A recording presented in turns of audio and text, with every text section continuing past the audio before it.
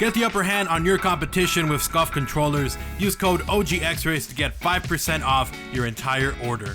Yo, what's up guys, it's XRAYZ and welcome to my official Gorod Krovi review. I wanted to give you guys a review, my thoughts on the map. We're going to talk about 5 different topics. We're going to be talking about difficulty, map layout, map features, story information, Easter egg, and then I'll give you my overall final score. Now, I have played Gorod Krovi quite a bit. I think I've played it roughly 35 to 40 hours of just Easter egg hunting, having fun playing. And at first, when I first started playing the map, I would say the first couple of days that I was playing it, it felt like there was too much going on. I felt like I was really overwhelmed, and I really did not like the map at first. Like, I didn't completely hate it, but it wasn't one of my favorite maps. But after spending a lot more time on it, getting used to the map, everything, you know, kind of becoming easier with knowledge and time and practice, I started to really enjoy the map, to the point that I think it might actually be one of my favorite maps in the game, maybe even my top favorite zombie map in Black Ops 3.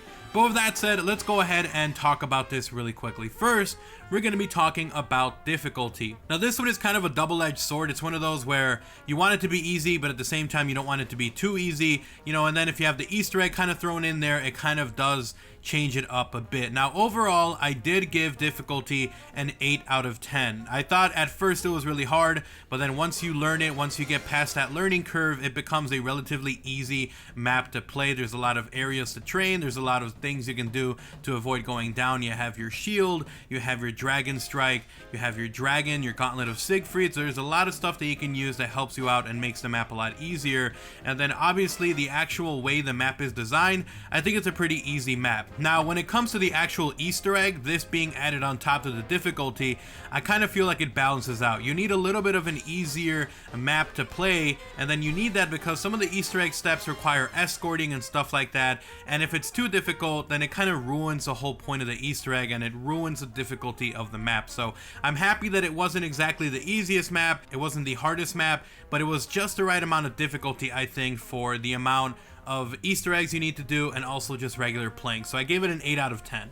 The next one is going to be map layout. Now, at first I was really confused by the map. I didn't know where stuff was at. I was constantly getting lost, but after you actually play it for a little while, you get to learn the map. It actually is a pretty sick map. There's multiple ways to get around the map. The layout is very simple once you get used to it. There's above and below sections, so there's a basement. You can go up to the 3rd floor of the department store. There's a 2nd floor. There's just ground level. It's really awesome. I love that there's multiple sections, and not done in a bad way like the way that Rayz was done, which was just crazy up and down jump. It was horrible.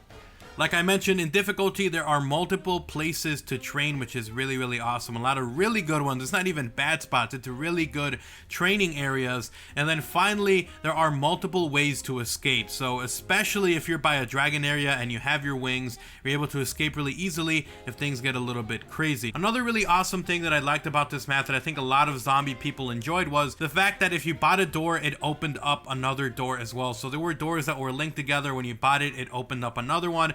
A lot of the other maps, especially for Zetsubo no Shima, this is a big issue. It costed a lot to open doors, and multiple doors didn't open, which sucked. But with this map, you open, for instance, the power door. It opens up both sides, so you can get to tank, and you can also get to library, which is really awesome. I'm happy that they implemented that. So with that said, map layout, I'm going to give a 9 out of 10. Alright, next thing obviously is going to be map features. Now, I was really disappointed that there was no new perk on this map. We did get a few gobblegums, but really, that's not the same thing as having an actual perk machine. So I was a little bummed about that, but at the end of the day, there was a ton of new features that I was really happy about. There was the modules thing that came out. That was one thing that at first I didn't really think was that awesome. I thought it was pretty pissy, but again, after I played it a while, it ended up becoming something that was super easy to get done. And then if you actually wanted to do more, it attracts the zombies to it. So you can, you know, if you need more points or something, you can do that as an easy way. It also gives you a power up. So at the end of the day, I thought it was balanced out pretty well. It's not necessarily something that's game breaking or amazing or my god, mind blown, but it's there, it serves a purpose, and I thought it was all right. The next thing was the Dragon Ride. This is one of my favorite things about Gorod Krovi. At first, you know, it's a little annoying, you gotta get the modules done, but once you do, riding Pappy, as I like to call him, and the guys that I work with, actually, Corey, one of my friends actually, was the name that we gave him, Pappy, because he takes you to Pack-a-Punch, but riding Pappy is one of the most fun things to do, especially when you're going to Pack-a-Punch. Just riding in the air is just so amazingly fun to do, so I'm really happy that we were able to do that. So that, you can take your wings if you really have to, but that was one of the most fun things to do, and I think a lot of people really enjoyed that as well. The next one is going to be the Dragon Strike. Now, here's one of the things that I thought I was really upset about, that there was so many things we needed to do, but again, as more time passed by, you get used to it, it becomes easier, and the Dragon Strike is a pretty cool thing to have. If you don't have monkeys, it's definitely one of the things you can use that attracts all the zombies, it kills them. It's basically a free monkey that you can use, and it's awesome. I really enjoy it. So that was really awesome. The actual challenge to do it, at first it was pretty hard because you don't know what you're doing, but then after that, it's so easy to do. Believe me, you don't even need a Pack-a-Punch weapon to complete it. So it's super awesome, super fun, and it's a good feature to have. Alright, so the next one is going to be the Specialist, and it's going to be the Gauntlet of Siegfried. I'm just calling it that. I don't know if it's called that, but again, another pretty cool thing to have, especially if you're in a moment where you need some cover. You can call in your dragon, or you can use the Fire Breath if you're about to get pinned down, or you can even just kind of use the punch to just wreck a bunch of zombies. So I'm really happy with that. And then finally, the wings, I think, was one of the best features, and I think it was one that they needed to put in just because of one of the Easter egg steps where you have the bombs going around. And it's definitely one of those moments where if you need to get to it, for absolutely free to Pack-a-Punch, you can do it. It's fast, it's easy, and again, another great way to escape if you're having some issues. So features overall, I gave a 9 out of 10. I lost the point simply because there was no new perk machine, and that really for me was something I think a lot of us want. Alright, so the next section is going to be story information, and you know, usually you have some maps that don't have any Easter egg related stuff, no storyline related stuff, and this was definitely one of those maps that had an information overload. I was super happy, super pleased with the amount of information that was in here. You've got Gersh, you've got Sophia, you've got mentions from Monty explaining that he's a god, just all these ciphers, all these quotes, all these radios, so much going on. It explains so much about the story. I think honestly it's one of the most story driven maps that has come out for Black Ops 3, and I'm really happy for that. So overall, I gave the story information side a 10 out of 10. I was just super pleased with it. And then finally, the last one is going to be the Easter egg. Obviously, if a map has a really bad Easter egg, like for instance, I thought Zetsubo no Shima was horrible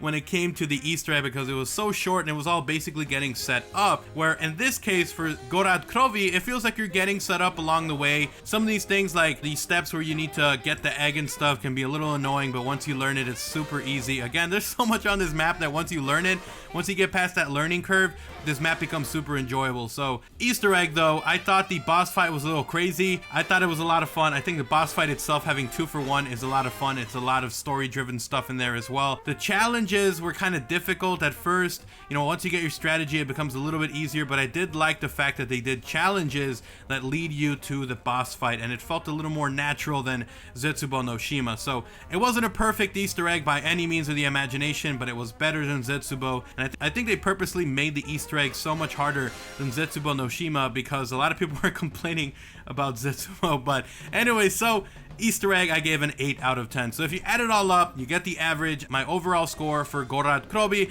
is going to be an 8.8 out of 10. It was a really good map. Again, it was one of my favorite ones here for Black Ops 3 now to play.